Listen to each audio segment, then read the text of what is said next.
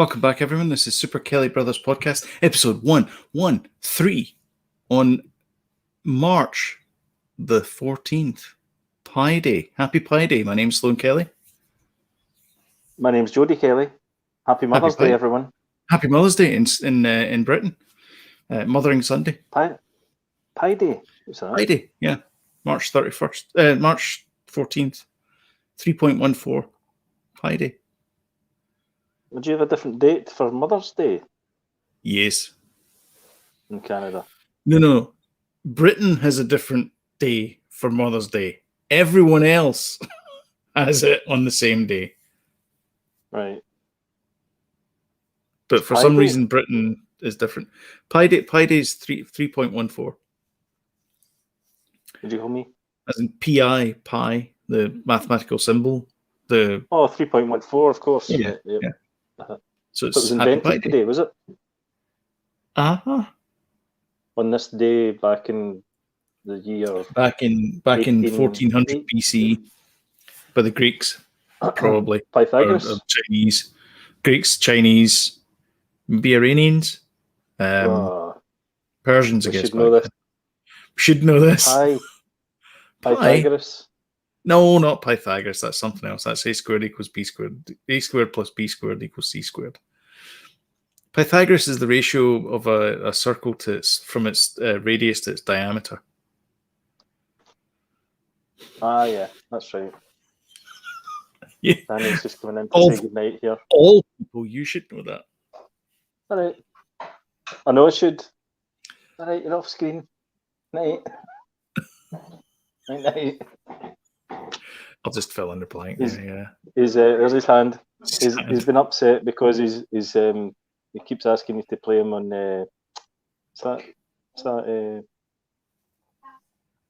Gary's mode? No. Gary's mode. Yeah. I don't know if I think I have it. He reckons you've got it, and he's like, I think I do. I have a me. Like everybody else, I've got a Steam library as long as my arm.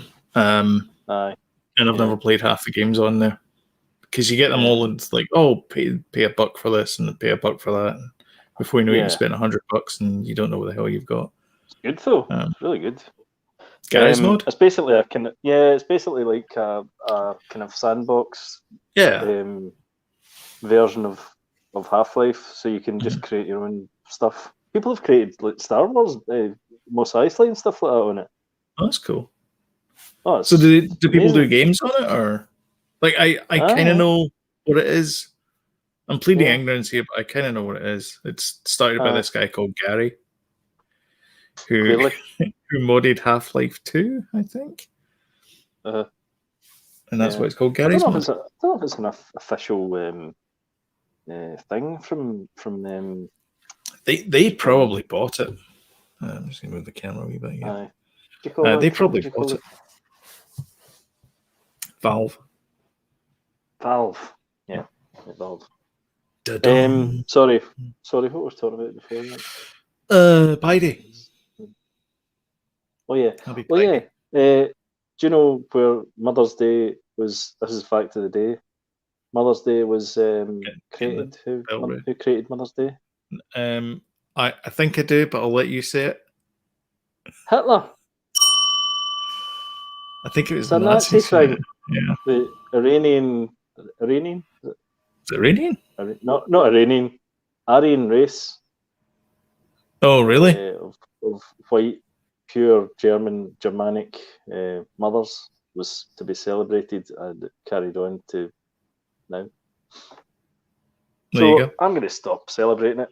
I'll be honest with you. Don't see how well that gets when you don't give your wife a bouquet of flowers on Mother's Day. I'm believing it. It's called Mothering Sunday in the UK, isn't it? Still, that's the sort of official Sunday name for it is Mothering Sunday. Aye. Yeah. I'm only kidding. I'm all for it. We did dishes today. Mother's Day. Cooked dinners. We cooked breakfast. Just to be clear, put things in the dishwasher. Make sure things are tidied away. Yeah. Mm-hmm. Make sure things are tidied away. I don't think anyone agrees with that. Says Jodie. Put clean pants on. Put clean pants on for once a month. Had a shower? That's all you need. had a shower. Fought every step of the way, but you did it anyway. I thought I'd make the effort. You know, for the whole. What a bit of deodorant. Yes. Mm-hmm. Bit of links behind the ear. Did you know that Steve Jobs didn't believe in deodorant because he was a fruitarian? Oh, God. It's a true story. So, because he ate fruit, he reckoned that fruit goes in, fruit smells nice, and therefore he smells nice. Apparently, no one agreed with him. But white people, to generalise, smell of dairy, apparently. Dairy? We smell of dairy. Dairy products. Really? Because we eat a lot of bread and eggs and... okay, yeah. Okay. And milk. Yeah. And is that there is that kind of cognitive... I don't know why we're talking about this, but there's that kind of... You don't know what... like, your normal smell, whatever you normally smell is... Yeah, you don't know your own smell. Because you could be going through life going like, I smell beautiful. And everyone else is like, what the hell just walked in here? We were saying that about our house, actually. We were saying that about our own house, you know. We're used to our smell. Yeah. You know, when you get into the house. But when somebody's come from another house and you come in, they're probably like, whoa, there's a funny smell in here. Do you have a cat? So we thought we'd light... Well, exactly, yeah. So we thought we'll light a couple of candles. Yeah. There's the Jimmy Fallon ride. I'll tie with it. This is an entertainment podcast as opposed to an olfactory podcast. So I'll just tie it nicely into entertainment. So during the Jimmy Fallon ride, he does these dear letters, like, you know, dear whatever it is, thank you letters. Jimmy Fallon's got a ride at Disney. It's no at Universal. Oh, Universal, not Disney. He's only in DC. Boom, boom, boom. Okay. It's okay. It's like a simulator ride. You go in. It's like you're part of the studio audience, and then you go for a ride through New York. I think it's actually called the Ride Through New York. Jimmy Fallon's Ride Through New York. Anyway, one of the things is he does thank you notes. He writes little thank you notes for things, and he goes, "Dear Vacations, thank you for letting us know what our house smells like." And I always thought that was quite funny because when you come back, you're like, "Oh, what is that?" Yeah, there's nothing worse, is there? No, there isn't. Tunnels of bills and something smelling and you can't quite figure out where it comes from. It is, yeah. By the way, right, my house, right, I know I've said about funny smells and all that, but I found 2 maggots in my kitchen through the week this week. And I'm like, have I got a dead sheep somewhere in a cupboard? The hell? Probably shouldn't have shared that, actually. All right, thanks for watching, everyone. One was like one on the floor and one. Nothing else, just that. Oh, that's stopped you in your tracks. That has stopped me in my tracks. That was a jukebox off moment. Yeah. And I've not found nothing else. There's no smell or nothing, even though I've said about smells. But yeah. Well, you wouldn't know.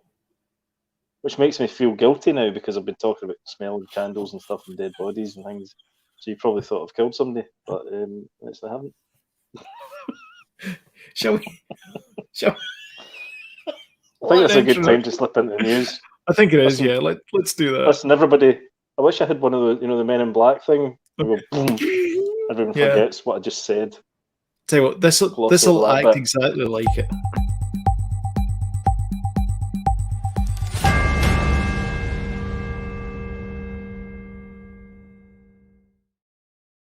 Now we were going to do something like the 2 Ronnies where we would have glasses on, but we haven't figured that out yet. So we need to get those nerd glasses with the emoji nerd glasses. I can't even find my real glasses. I don't know where mine are either. I don't know where they are. They used to be up there, but they're not. Oh, what is that? Dead sheep's heads probably wearing them. Yeah. Probably, yeah. Yeah. Oh, found something disgusting. Broom boy. Oh, that's worse than a maggot. Almost stood in that. Well, shall we talk congratulations to Avatar for reclaiming. Let's do a slow clap.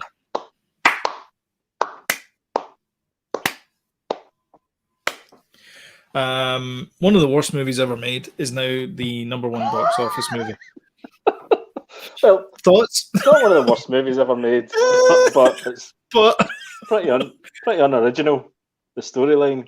Dances with Blue Wolves or Dances with Smurfs or what do you want to call it? Pocahontas with a man called Avatar. A man called Avatar. Yeah, It's a man called Horse. Dances with Wolves, Pocahontas, and the Smurfs. The Smurfs all smushed together with Sigourney Weaver in one neat package. Yeah, Lanky Smurfs. They should have called it that instead of Avatar. The Lanky Smurfs. Annoyingly, they're making several more movies at some point after the COVID thing. Yeah, it's like back to back. I don't care. I know, back to back. But they've been making it for like 20 years now. Yeah, but clearly, right? They've made this move because the new movies are coming out. And they're like, oh no, wait a minute. We want to on our posters to have the number one ranked movie of all time. The numero uno movie of all time in Glasgow. Number one. Yeah. So, number one. So they want that in their posters for like these new movies, saying, this is the ultimate movie. You've got to go and see this. So that's why they've done it. And I think it was released in China again. Yeah, it's really to get the numbers up. Yeah. Mm-hmm. So they've obviously because they're in, I guess, in summer now. Or spring at least, anyway, like proper spring, as opposed to fake spring that we get in Canada, where it's like a day and then everyone goes like, "Yeah, shorts and t-shirt." And the next day it's -8. Yeah, we like that. They've got proper spring, so they can go out and enjoy themselves, whereas we're still stuck indoors. And so they've gone to the movies and they've gone to see Avatar. So I don't know whether maybe this is just a cynical play but it doesn't really make sense because Disney owns both of them, both Avatar and Endgame that it toppled off. Yeah. So it must be to advertise Avatar. Plus the fact that cinemas are open in China now again. Yeah. And enough people are going, bums in seats are going to get the numbers up as well. Yeah. I know. But why re-release Avatar? Exactly what I've said, because the new movies are coming out, so they can say. Yeah, but they're not coming out for like 5 years. Have they not been like pushed off and pushed off and pushed off? No, they were the first one. The first new one will be coming out either this year or next. I'm gonna look it up. They've been filming it. There was footage of it because it's kind of Waterworld-esque. I don't want to, not as in Kevin Costner Waterworld-esque, but it's set like under, how James Cameron likes a bit of that. Yeah, torturing his actors and half drowning them and stuff. Do you know that it was an unused nuclear power plant that they did the Abyss. The Abyss. Yep. No. Chernobyl. Yeah, basically, the bit in Chernobyl where you see all the plates on the ground and they're all doing that thing there. Yeah. They flooded that entire rods. area. Yeah, the rods, the inanimate carbon rods. By the way, I think everyone appreciates how nuclear reactors work now, but they didn't before. But they flooded that entire area. It's just basically a big tank, and that's what you're supposed to do. Is supposed to be able to flood it with water, and it becomes this big giant swimming pool, and that's what they used for Abyss. I love a big tank. Yep, there you go. So Sam Worthington's back. I don't care. Release date is December. What's he been in recently? 16th, I'll tell you. 22. He was in that film where he lost his memory after he had an accident. Did you see that on Netflix? That one, Sam Worthington. I've only done that between Avatar 1 and Avatar 2. That's the only thing I've seen him in. Well, he was in one of the Terminator movies, wasn't he? No. It was his family were in a terrible. Him and his family were in a terrible car accident. They went to the hospital and then he lost his. It could be that. Dreamland. And then he lost his family. No, it's Fractured, I think. Okay. You couldn't find him in the hospital and stuff, and they all get taken away to ward. And then they said, "No, you come in yourself." And actually, it's quite a good film. Quite good. He's in no movie I want to go and see.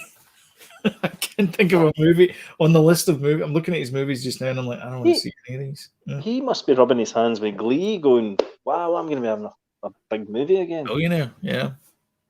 Since the last time. Yeah, actually, it was Hacksaw Ridge. That was your man, wasn't it? Was he in that? Was he in that? That was our dad, Mel Gibson. Mel Gibson. Yeah, it was. Yeah, Mel Gibson. What was the one? What was the Ridge one with that Clint Eastwood directed? It was Ridge as well, wasn't it? Heartbreak Ridge. Yeah, Heartbreak. Yep. Did you see the Mel Gibson one? No, I haven't. No, is it any good? That was good. Andrew Garfield. Yeah. Andrew Garfield, Sam Worthington, Hugo Weaving, Vince Vaughn. Vince Vaughn's in it. What? Good movie. Well, I don't know where you get to see it, but it's a good movie. Yeah. Just realized I want to watch as well. So yeah, well done, Avatar. In more slow hand clap news, Netflix has decided they're gonna quit allowing people to share accounts over multiple households. I think that's the actual story. Yeah. I'm guessing. In fact, I'm not guessing. I'm pretty sure they were going to roll this out just before the pandemic hit last year, and they decided not to do it. Right. How are they going to police it, though? I don't know. Because they can't. How is that a verification code or something? I read something about it. They're like going to. If you have access to Netflix, then they'll send you. They'll say, "Do you live in the same address?" And you say yes, and they'll send a verification code to the person that owns the thing, and they'll say, "Well, put this code in then." But surely you can just send it to phone and go, "Hey, it is." I've just said this in. Can you just say it's okay, or I mean, or well, that's the thing, though, isn't it? That might be the thing they send will only be to you've got to fill the thing into the person that's Netflix will send it to the person. Aye. I mean, the other way they could do it is the other way they could do it is your requests go out to the internet through your router. So that's one IP address. So they know that everybody's connected to that one IP address. So if they find an IP address that's not that's not how you're getting out to the web, then they can go, "Oh, this is not part of that same household," and then therefore they can ask questions. Yeah. I think there's obviously technology out there that they can do that. Like they can figure it out. I don't think it's too difficult. Everyone must do that though, because what I pay for 2 devices to be able to play Netflix. Yeah. And my son, he has access to it on his phone, I think. Yeah. So he's wherever he is. You know what I mean? Watching it. Sometimes he's here. Sometimes he's not here. Well, that's another good question as well. So if you're on vacation and you're like, "I'm going to fire up the old Netflix," so it's just you watching it. Is that okay? Like, are you going to get challenged then? I mean, it's just you watching it, but you're someplace else. Yeah. So I don't know how to do it without pissing folk off, Yeah. I mean, it's going to annoy people because a lot of people were paying like halfsies for a Netflix account. So they're going to have to pay, maybe they're doing this because the amount of debt, they're in this $1 billion of debt. Maybe whoever they're in debt to is asking for the money, so they're having to pay it somehow. It's all venture capitalists, isn't it? I think that's all VC funding so far. And they all want their money back at some point. Yeah, yeah. I mean, it's it's not. That's nothing against VCs. They're making a bet, and they're making a bet that you're gonna do well. So I mean, at some point they're gonna call that bet in, and and it'll either break up the company if it goes wrong, or they'll start selling off the assets. And the only thing that Netflix has got now is Netflix original stuff. So, but that's the thing. That's the difference between them and Disney. Disney own all their assets, everything. Yes, there's nothing that they kind of bring in from elsewhere. They own everything, so there's never going to be that situation with Disney Plus. Whereas Netflix, and I've got to say, they do their original stuff, which is great. But I'm watching a lot more Disney Plus than I am Netflix. We had a full-on Disney Plus weekend this weekend. Yeah, full-on. We'll speak about it later, but yeah. It did us good. Did us proud this weekend. We have there's a story here about Steven Spielberg doing some passion project about his semi-autobiographical pick, but I mean, let's just file that under Avatar. So wait, no, I'm interested in this. I've not heard this. All right, okay. So he's doing a movie about. He's doing a movie about himself. Should it not be somebody else? I mean, let me just. I don't want to quote Quentin Tarantino, but when it reminds me of the line when they're effectively patting themselves in the back, but he doesn't use that term in Reservoir Dogs. Yes. Yeah, right? Exactly. That's what it sounds like to me. It's a circle beat. He's giving himself a good old pat in the back. So Steven Spielberg, I'll zoom in on this bit here. Although I'm saying that, but why shouldn't he? But surely it should be somebody else that's doing that. So you'd think that they've got a picture here of Tom Hardy, so Tom Hardy's going to play the youngish Steven Spielberg. Nope. Apparently the star is Michelle Williams, who is going to be part of it. So it's nothing to do with. She's playing Steven Spielberg. She's playing the young Steven Spielberg. What they're going to do is they're going to make her fully CGI. So young Steven Spielberg is going to be, and she's just going to wear the costume. She's just going to basically be I don't know. She's probably going to play his mom or something. See, this day and age, none surprises me. Nothing would surprise me. You're just going along with that and go, that sounds good. Yeah, why can't Michelle Williams play Steven Spielberg? Why not? Yeah. What's wrong with you? What is wrong with you thinking that's impossible? I don't know. So yeah, apparently Woody Harrelson. The most interesting thing about this story for me, anyway, was the fact that Woody Harrelson is going to be playing Carnage. Oh yeah, okay. That was pretty cool. The second Venom. Did you see the first one? No. Oh, hold on a minute. Did you see it? No, I've seen the first Venom. Yeah, I really liked it. In fact, I've seen it a couple of times. I liked it. I thought it was good. Eddie's a loser. Venom isn't. Well, actually, Venom's a loser. I didn't think they'd make a second one, though. I'm quite surprised. Oh no, they were always going to make a second one. It did box office magic for Sony. Oh, did it? Oh yeah, I think it was like, I don't know, the 200 million or something to make, and they made like 600, 700. Do you know what? Because you're saying that, right? It always amuses me the fact that when there was the big thing where they were saying that Spider-Man was coming back to Sony, and everyone's going, Sony don't understand how to do a Spider-Man. They messed it up and blah blah blah. Marvel have got on point. The last two movies, they did Spider-Verse and they did Venom. How much more on point do you need? Yeah, I know.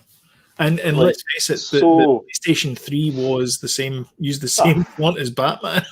Exactly. And by the way, see those two, they are some of the best storytelling Spider-Man as well. I said Batman there. No, Batman. Spider-Man. No, Batman. Spider-Man. Miles Morales and the original Spider-Man. Those two games are just Into the Spider-Verse was amazing. It was a really good off the scale. Movie. They know exactly what they're doing. That character. Yep. Also, they have Kevin Feige across there as well, giving them a kind of steering hand as well. But they knew that. They knew the Spider-Man movies aren't that bad. My annoyance about it is they keep rebooting the character and they never give him like a proper show. It's the same as Batman, Superman. Tom Holland's had a good shot. Mm-hmm. Yeah, he's good. Good shot, and he's brilliant. Yeah. Feige wasn't involved in the Spider-Verse though. No. But he was involved as exec producer for the last 2 and now 3 Spider-Man home movies. Yeah. Aye. But I'm meaning the Sony ones, you know. Also, that ending as well. Oh, aye. Where Quinn's like, and that's another thing. So good. Mm-hmm. Yeah. Brilliant. So earlier this month it was announced Spielberg is teaming up with Netflix and the Duffer Brothers for an adaptation of Stephen King's The Talisman. Oh, okay. So that's interesting. That's interesting. So that's 3 stories out of that 1 story. So if we hadn't gone in there, if you hadn't been tenacious enough for us to go in there, we would never have known. That's 3 things we've learned today. Brilliant. So that is very interesting. That is extremely interesting. Yeah, especially the Duffer Brothers teaming up with Spielberg, because that's like it's like a JJ situation. Mm-hmm. But I'm assuming you think, but better. I think the Duffer Brothers are better than J.J. Abrams. I'm just saying. You cannot change my mind. They did develop it originally. You know that? Oh, did they? Yeah, they developed it, and they decided to, or I don't know who decided to come off the project, but they come off and ended up starting doing Stranger Things instead. That's interesting. And somebody else took it on. Yep. Mm-hmm. We have game news. Good news, everyone. So Microsoft bought ZeniMax a while back, and people wondered what they were going to do with them. Well, wonder no more, because what they've actually done is they have put a whole bunch of Bethesda games on Xbox Game Pass. And here's the list here: Dishonored, Dishonored 2, Doom 2, Doom 3, Doom 64. So the 64 version of Doom Eternal, Elder Scrolls 3, 4, and 5, Elder Scrolls Online, Fallout 4, Evil Within, Fallout 76, Fallout New Vegas, Prey, Rage 2, Wolfenstein, New Order, Old Blood, Young Blood. And apparently there are, I'm not going to go down the comments, never read the comments. So 16 of the games will be available across Xbox, PC, and xCloud. And then the rest of them will be on the consoles. Woo! Yeah, that's pretty cool. I have to say, I was saying to you offline earlier, the Xbox is starting to become a bit of an attractive proposition these days. You know, when they're doing this kind of stuff. You know, they do a lot with their these Game Pass things, and you know, they do a lot of backward compatibility with their games and stuff like that. Yeah, I think the Xbox latest is very attractive compared to PlayStation. PlayStation 5 is faster. I've not seen anything that's blown me away or anything, but at least with the Xbox are attracting you with. I know that PlayStation 5, I think the 10 or 20 games were free.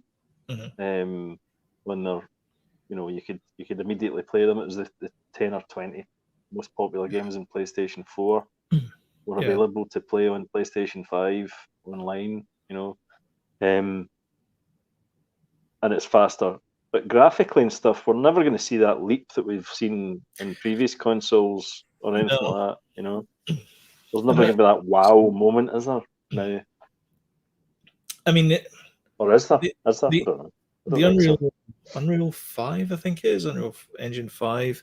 That looks really amazing, and I think that was on PlayStation 5, the demos that they showed. So the hardware, like what's possible, it looks amazing. But the thing is, you're gonna have to pay for that as a consumer. So like games are going to cost much more money. Although with Unreal, they were saying that they can get that because normally what you do is you create a high poly count model, and then you use a third party tool like ZBrush or whatever it is. Again, not an artist, but you make this really high quality sculpt as the model, and then you make low poly versions of it so that you can actually get it in game. And with Unreal 5, they're saying you don't need to do that. They'll handle that. And so you just have the high poly one, and the high poly one's the one that you get in the game. So that might actually cut down on the amount of art effort required. I'm not saying it will. Again, not an artist, so I don't know how much work is actually involved in it. But the way that they're talking is that it's actually going to be much more. The pipeline to get art in the game is going to be much more efficient, which should mean that we shouldn't see a leap in prices. Yeah. Shouldn't. I mean graphical quality. I mean, you're never going to see a leap in graphical quality the way that we did from 64-bit to from like 32 to 64 or or that kind of leap. Although, do you not think though that the games in the 16-bit era haven't aged as badly as like 64, like the Nintendo 64 games? 1?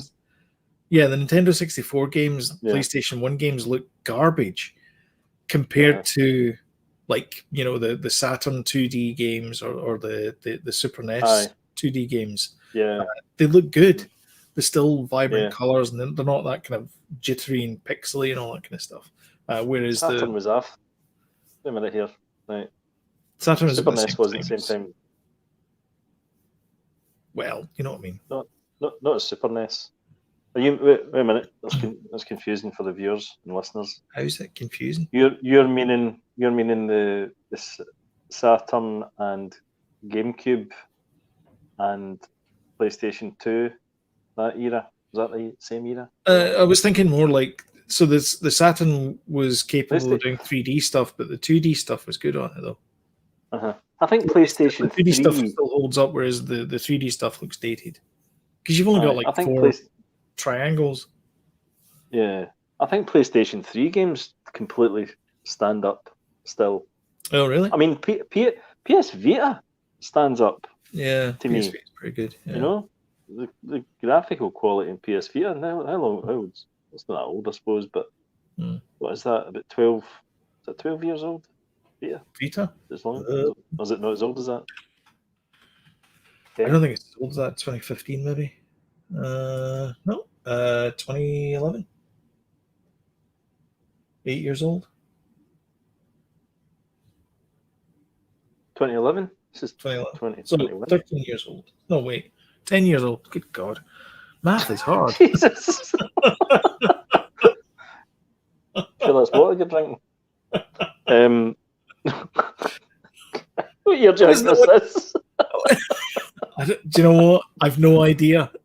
Do you know what it is? It's because you sprung forward today, didn't you? I did. It confused you. I'm very, very tired. Everybody, and the worst thing is, everybody in the house got up at like 7 o'clock in the morning, which is 8 o'clock. But it's 7 o'clock, so I'm kind of running on fumes just now. So all right. We delay in. And it's only 20 to 6 as well, which is even more weird. Even worse. Even more worse. Yeah. So yeah. I think that's all we got for news. I don't know where we got to there, but anyway, yeah. Shall we move on to the next segment? Yes.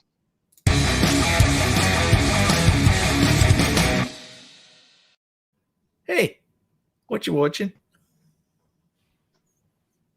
Well, this week we watched a thing on Prime. Sorry. Can you tell them? Well, like, I've got that kind of like, and then it cuts to Grandad with the half moon glasses going, well, this week I have been. I know. Sorry. It's okay. Can't even find my glasses. Worse. We watched a TV program called Undone. Is it about knots?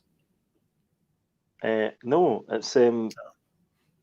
it's animated. It's like, do you remember A Scanner Darkly? Yes. With the rotoscope. Keanu Reeves. Yeah. It's like maybe. that. It's that kind of animation. And it's all about life and death and RDJ's in it as well. Scanner Darkly. Have you seen it? Scanner Darkly. Yeah. It's got Bob Odenkirk in it, and it's got Rosa Salazar in it, and it's got the girl from oh god, what's her name?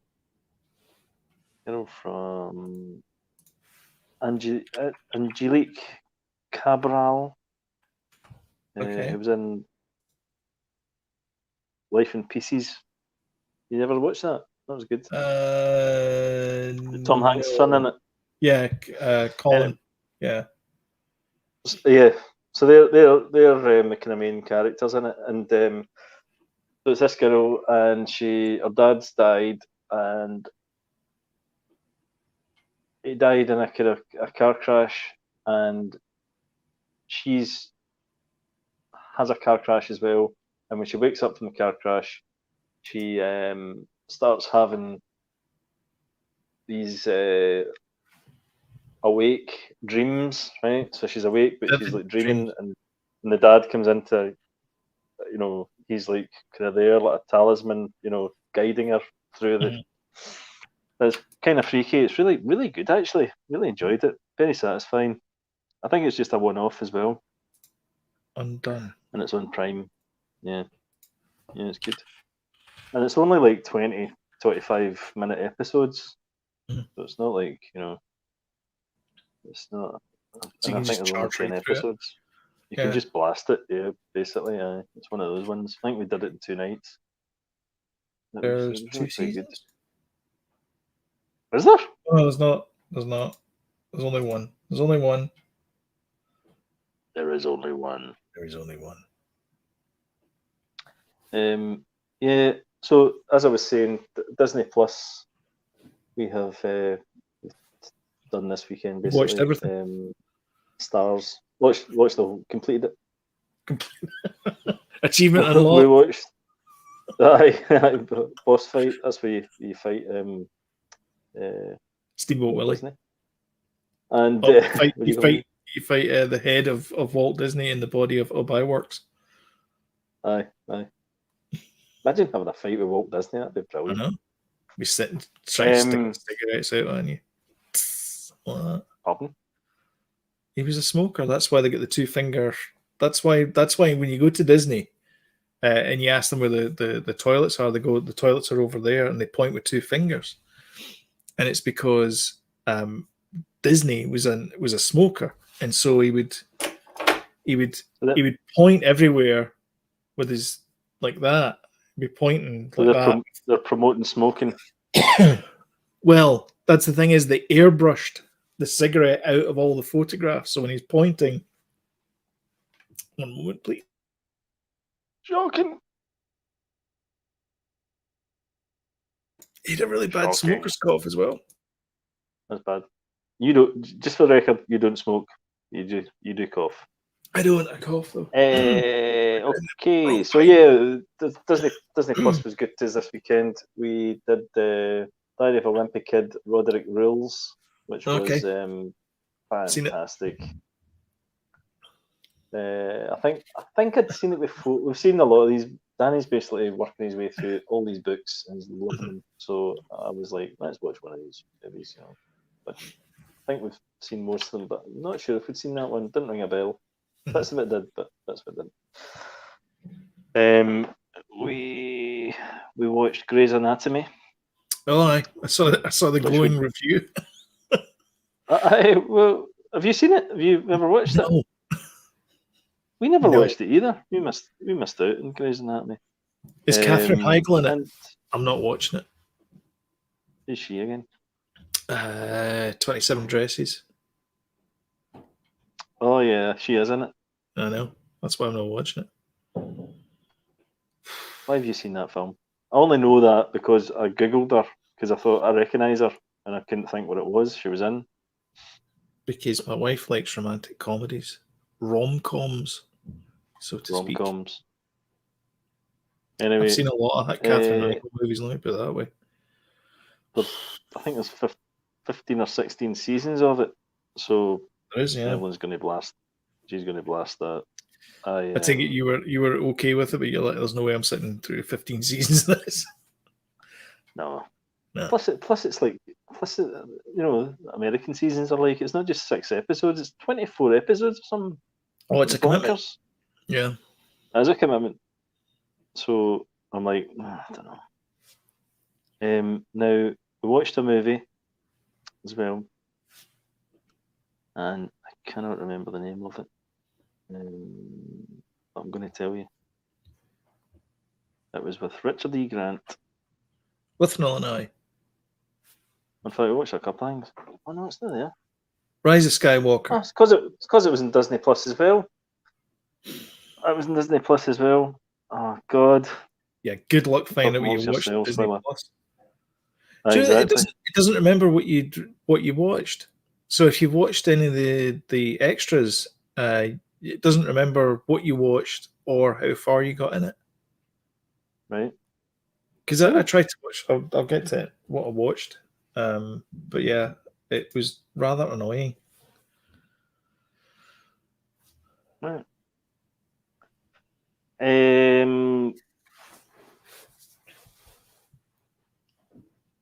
Okay. I'm looking through his IMDb. Can't remember the name of it. Jack and Jill. No, it was with the actress. The actress that was in Ghostbusters. That's slimmed down now. Sorry, this is terrible. Melissa McCarthy. Oh, Can You Ever? That's it. Melissa McCarthy. Can You Ever Forgive Me? Can You Ever Forgive Me? Yep. Yeah. From 2018 American biographical comedy drama film. Based on 2008 confessional memoir of the same name by Lee Israel. Oh yeah. I think I've heard of this. Yeah. I think she was up for a. He was up for an Oscar for this. He won it. Did he win it? Yeah. I don't know. Aye. So that's on Disney Plus as well. That's a really good film, interesting, and they're both brilliant in it. Okay. There you go. And the other thing that we did watch was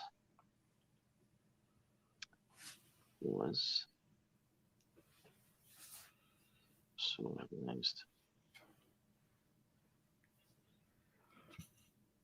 Should I play the Jeopardy clock? It was the long shot. It was with Seth Rogen and Charlize Theron, which is a comedy about Charlize Theron's like a politician. Uh-huh. Seth Rogen's sort of writer guy, speechwriter type guy. Okay. And they get together. It's good, pretty good. A little bit predictable, but pretty good. All right. Okay. Cool. I didn't watch any of that. Didn't watch anything? No, I didn't watch any of that. I watched Mr. Robot, so I'll get back into Mr. Robot finally. Uh-huh. So I'm up to episode 10, season 4, episode 10. I watched a little bit of the Director and the Jedi, and this is where I was struggling, is that it it doesn't remember where you left off on the extras. So really? if you get interrupted or whatever it is, you got to go back to it. It's not on the watch list. It's not on the I watched this recently, and it doesn't remember where you were. So you have to remember. And of course, I had to, like, the first time it happened, I had to scan through to try and find it. I'm gonna say I don't like Rian Johnson. I think he comes anymore. Well, it's a hell of a documentary, isn't it? It's a hell of a it's thing. his laugh. It's his laugh. Christ. I mean, the guy can't fix it. I mean, it's his laugh. It's not a thing that the man can change. But I just don't. It's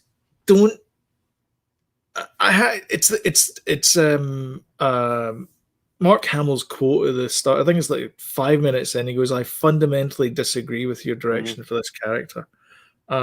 It's not that I disagree with the direction of the character. It's just that I did. He doesn't understand Star Wars. Like, he thinks it's a yes, there is a little bit about spectacle and exotic locations and things like that, but you gotta set people up to be on the, like, you're in a galaxy far, far away. You can't have, like, someone driving a Ford Pinto or whatever it is, like, in the background. It's not going to work. So you need to set people up, and so you need to have exotic things in there. But you don't. I think they could have done the Canto Bight scene a lot cheaper, without any of that stuff there. Yeah, and none of the stuff makes any sense, and it's a poor copy of an episode of stuff that's been done before. Battlestar Galactica did it. I'm sure there's been, like, wartime movies as well about Battle for Midway, whatever it is, where they've it's Battlestar Galactica. Yeah, it's not Star Wars, and it shows zero respect for the Luke Skywalker character. Yeah, for me, but I know I've been here before. He says that he saw where they were at the end of the first movie, and he's like, what is it about those characters that I can take away and they feel a sense of loss? And he did it to all the characters, like, not just one of them or two of them or whatever it was, all of them. Now, in Empire Strikes Back, you could argue that all the characters are affected by loss of some kind, but not in a clumsy, stupid way, in an actual, real, plausible way. Like, for example, the bounty hunter catches up with Han Solo, and so Leia loses Han Solo because there's that blossoming romance. Luke loses his version of reality, that he thought that his father had been killed by Darth Vader, and he was seduced by the dark side, and it turns out it was actually Darth Vader's his father. Spoilers. And then, in a very real and physical sense, he loses his hand, so he's at his lowest ebb. But on the other hand, Lando Calrissian gets the Millennium Falcon back, so yay for Lando. It's not all, like, total doom and gloom, and they go, and immediately the plan is to go and get Harrison Ford, like, to go and get Han Solo at the end of that's how it ends, is they're looking off into space as the Millennium Falcon goes away, and they try and they try and get Han Solo back. That's palpable, unbelievable loss, and this delusion of a movie that this guy has created is just this terrible. It makes no just take these characters, just put them in a blender for no reason. That's not writing. It makes no sense. What he did to Luke Skywalker, none at all. There's no explanation why he's hid himself away like that? None. I think you could have got the same gravity, rather than doing the throw over the shoulder, by him taking it, looking at it, giving a smirk, and then saying, "This isn't my fight anymore," and giving it back to him and then walking away. Absolutely. He could have done it so much better instead of done it a throwaway gag. Yeah. That's what it's, because he keeps on talking. There's a lot of humor in Star Wars. It's like dropped it to the floor and said, "This is not my fight." Exactly. Absolutely. The documentary is exactly my problem with new Star Wars. It's written by people who were told what Star Wars is about. They haven't seen it. They don't know about it. They haven't done any of the research, and they're just blindly making something with these characters in it. And that's all they're doing. And then you look at something.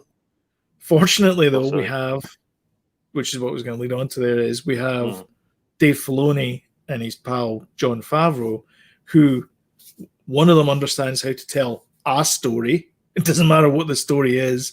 And the other one is just funneling what George Lucas knows about Star Wars and the universe into all the productions. And but those they both deeply understand it. I think they both do. I think Jon Favreau understands storytelling. I don't think he understands like the lore and all that kind of stuff, and I'm okay with that. I think he does. There was a couple of lines where he said, "Do you remember that bit where Filoni's going? Do you remember that bit in Empire where they do that?" I will. And Favreau's like, "No, but you do." Yeah, but Filoni's a he's a total nerd for that kind of stuff. But nerd for it. Yeah, but Favreau's a storyteller, and you can tell that in every movie that he does. It's just beautiful to watch. Anyway, and you see the documentary. If you haven't watched this, go and watch the Director and the Jedi. It's on the extras in Disney Plus. It is captivating, but it's a good documentary. But it's a great documentary. But it's just this guy who is clearly at his depth and hasn't really got a plan, and he was just let rip on it. Because, and I think this is the other problem, is the powers that be at Lucas didn't have a clue, because Mandalorian wasn't being worked on at this point, or if it was in like total pre-production. So they didn't know at this point like what was happening, and it's just like it's the same thing where it's like, stop introducing characters like Zori Bliss or whatever it is. Is it Zori Bliss?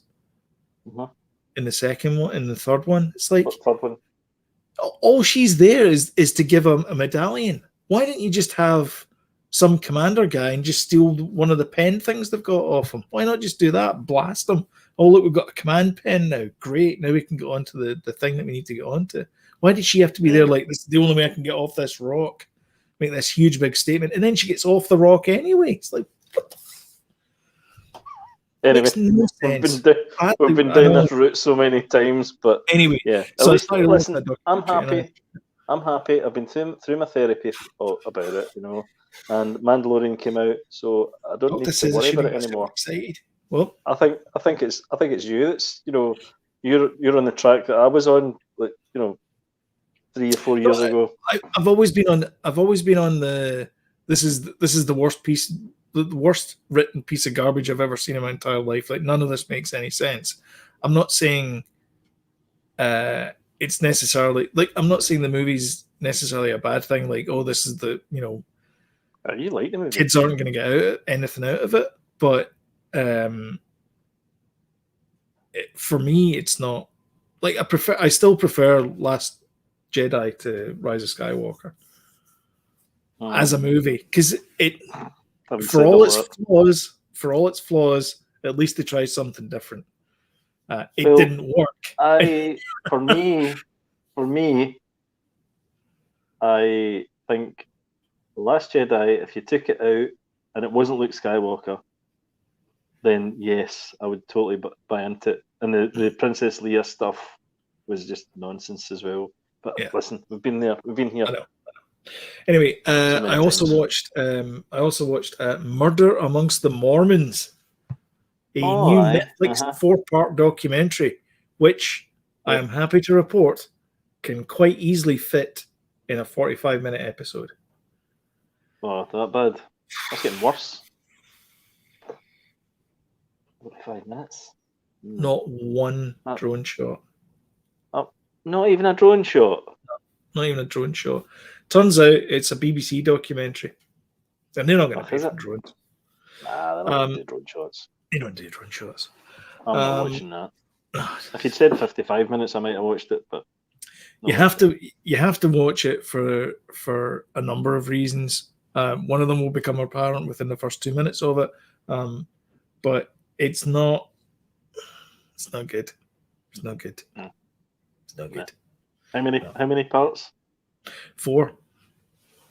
Oh, God. And they go on and on and on. Hey, so A happened, and it cuts to some other guy. Yeah, so when A happened, I was talking to the other guy about the possibility of A happening.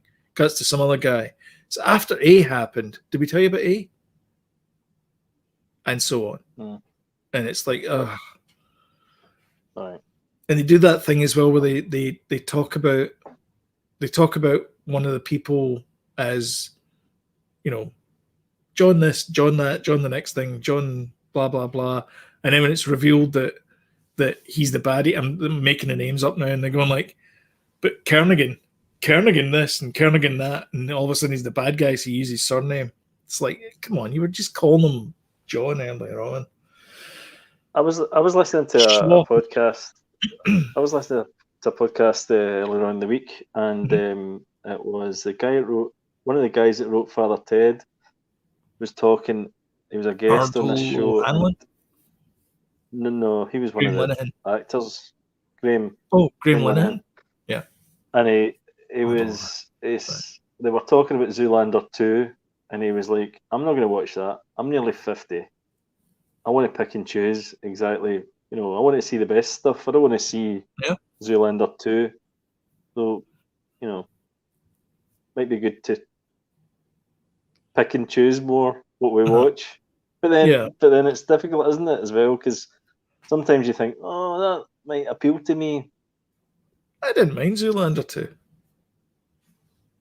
Well, I don't mean Zoolander 2 in general, but I mean like movies like that you're like, I wish I'd watched, Tropic Thunder instead, Yeah. Do you know what I mean? Talking of Tropic Thunder, I watched Dodgeball. That's a good film. It's a good film. Yeah. Did you take the bull by the horns? And Dodge. What? Did you take the bull by the horns? It's me taking the bull by the metaphor. Horns. And also, that happened. I like that film. They're all great in it. Especially Cotton McKnight and Pepper with ESPN 8 The Ocho. Love that. Yeah.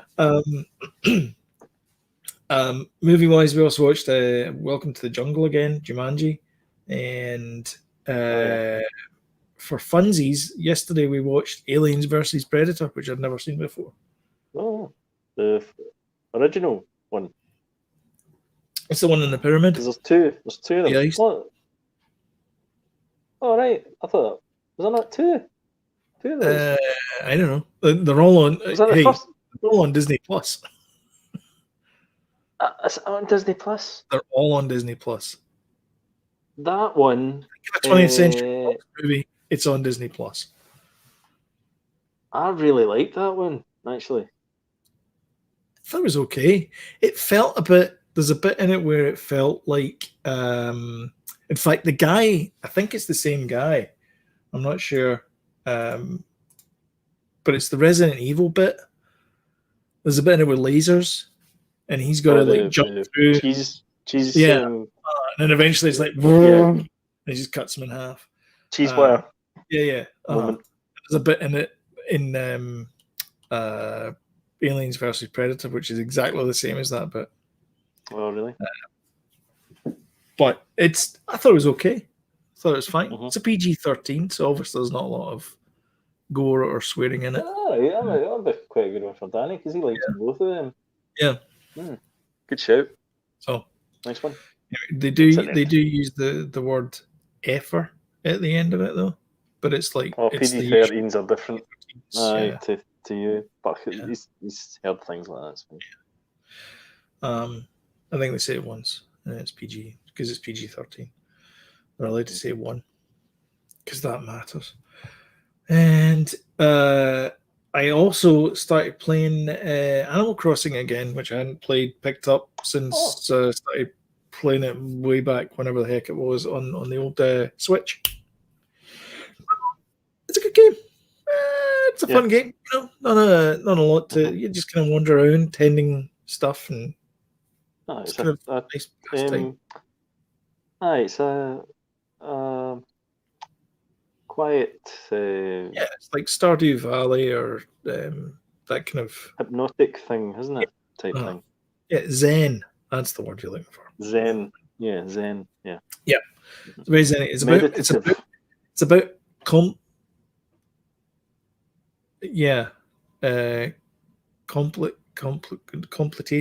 No. What's the word I'm looking for? It's easy for you to say. I wish it was. What is that? What's the word that I'm thinking? You know the word I'm thinking of, don't you? I do. Contemplative. Contemplative. Mm-hmm. Yes. You can just sit there and just kind of zone out a wee bit. And you're sitting there playing there, listening to Nick going, that guy. And then you go on the Dodo Airlines and he's like, it's good. I like it. Yeah, and that's it.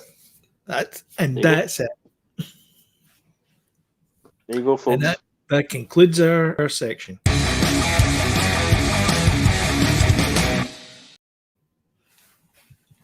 That's it. And that's the end of the show as well.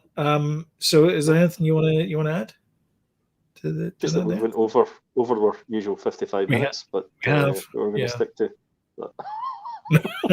Normally we're trying to stick to under the hour for lots and lots of reasons, but mainly because people tend to get distracted and bored after 45 minutes. But yeah, if you like this, smash the old like button and share on social media. That would be great as well. And if you like this and want timely reminders, then hit the subscribe button and the notification bell, and YouTube will work its magic and tell you when we post up a new video, which is currently every Sunday. However, starting next Monday, we're going to be doing the old reaction video for... Oh, can't wait. For... Winter Soldier and the old Hawk Falcon thing. Guy. The Falcon, the big budgie. Hawkman from Buck Rogers. Budgie versus the Autumn Soldier. Yes, exactly. I'm going to watch it. I'm going to watch it as well. Yeah. Am I going to talk about it? We're going to talk about it on Monday. This Monday, not tomorrow Monday, but a week on Monday. So that'll be the 19th, 20th, 21st, 22nd, I guess it'll be. We'll be doing that live. We'll send a note out to everyone saying, join us. Can't wait. And we'll catch you then. Thank you very much for watching, and we'll see you guys in the next video. Bye-bye. Thanks, guys.